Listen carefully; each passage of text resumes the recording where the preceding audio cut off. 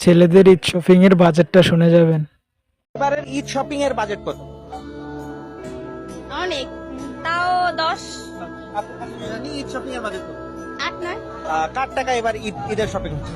আব্বু, আপনার? Husband. Thanks জানাবো না, কিন্তু ঈদের শপিং এর টাকাটা আরেকটু বাড়াতে বলবো। এই টাকাটা কম হয়ে যাচ্ছে, নেক্সট ঈদে আরো বেশি চাই। এর কত? ওইটা তো আনলিমিটেড, 25-30। এবার কার টাকায় ঈদের শপিং হচ্ছে? আব্বু। শপিং এর জন্য আপনার নিজের বাজেট কত? আমার বাজেট নেই, যা পছন্দ হয় কিনে ফেলি। কত? 20-25।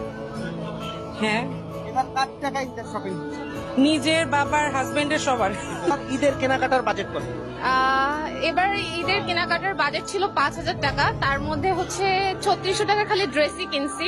এখনো তো ড্রেস মেকিং এর একটা চার্জ থাকে, জুতা কেনার একটা চার্জ থাকে, আর এবারের জিনিসপত্রের দাম অনেক বেশি। কার টাকায় শপিং হচ্ছে এবার? জামাইয়ের টাকায়। যেটা 5-এর মধ্যে ছিল 3 পিসের জন্য, তো আমি এর মধ্যে 4,000 টাকা দিয়ে কিনছি এবার ঈদের শপিং কার টাকায় হচ্ছে? আমার হাজবেন্ডের টাকায়।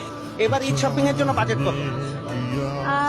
আলহামদুলিল্লাহ অনেক ভালোই বাজে, এই তো 25,000-এর মতো। এবার কার টাকায় শপিং হচ্ছে আর জি, ভাইয়া দিচ্ছে, আপু দিয়েছে, আব্বু দিয়েছে। শপিং এর জন্য বাজেট কত? বাজেট 20,000-এর মতো। এবার কার টাকায় ঈদের শপিং করছে? আব্বু কিছুটা দিব।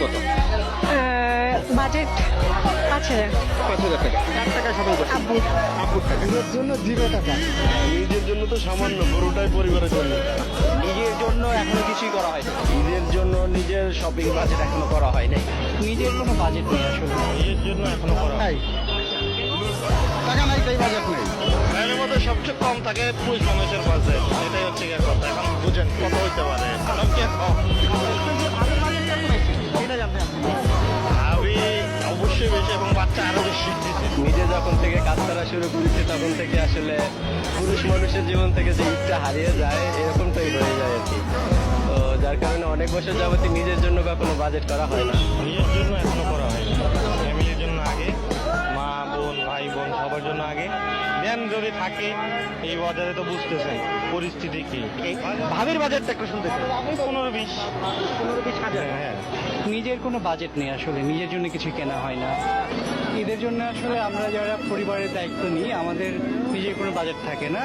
সব বাজেটটা আসলে বাবা মা ভাই বা অন্যান্য সদস্য, এবং চেষ্টা করি যে আমাদের আশেপাশে প্রতিবেশী যারা আছে, যারা হয়তো বা সামর্থ্যবান নয় বা যারা ঈদের পোশাক কিনতে পারে না, তাদেরকেও দেওয়ার চেষ্টা করি। নিজের জন্য তেমন কোনো বাজেট, ছেলে মেয়েদের জন্য, মানে ফ্যামিলির জন্য আগে সর্বপ্রথম, তারপরে হলো পরেরটা। ভাবির বাজেট তো মিস করা যাবে না, সেটা কত রেখেছেন? এটা আসলে সংসারের আয় নির্ভরের উপর নির্ভর করে সবকিছু। ঈদের জন্য নিজের শপিং বাজেট এখনো করা হয় নাকি, আগে বাচ্চা কাচ্চাদের ফ্যামিলির জন্য কেনা হচ্ছে।